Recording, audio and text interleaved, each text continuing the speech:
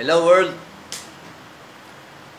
Gusto ko lang yung kumustahin si Lord De Vera ng TV5. Pre, RIP ka na. Rest in peace. Yung pangdodoro mo at pagsasalita ng mangmang at ignorante doon sa mga netizen na nagpo-post dito sa Facebook tungkol sa panahon ni Marcos. Pwede, konting respeto lang. Huwag mo silang pagsasalita ng mangmang. May kanya-kanya tayong opinion. Wala kang pakialam kung yun ang gusto nila. Diba? Dahil hindi ka nila pinapakialaman.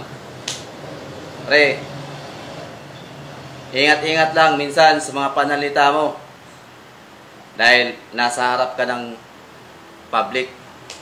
Nasa media ka. Huwag kang bastos. Ngayon, duduruhin din kita.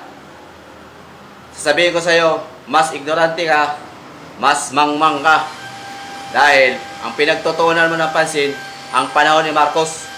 Hindi mo pinitingnan ang panahon ngayon. Silipin mo ngayon, pre, kung ano mga pangyayari. O baka, binabayaran ka lang, kaya ganyan ka manalita. Malaki siguro binigay sa'yo, malaki siguro binayad sa'yo. Dahil, ganyan ka manalita. Ngayon, sabihin ko sa'yo, ikaw ang mangmang, bugok, ignorante. Teka lang. Kaya pala ako nakasumbrero, baka akala mo kalbo ako. Hindi ako kalbo, pre. Ito, may buhok ako. Isoy, hindi katulad sa'yo, tinatakpan mo ulo mo kasi puro bunbunan. Diba? Bugok ka pala eh, ikaw ang mangmang.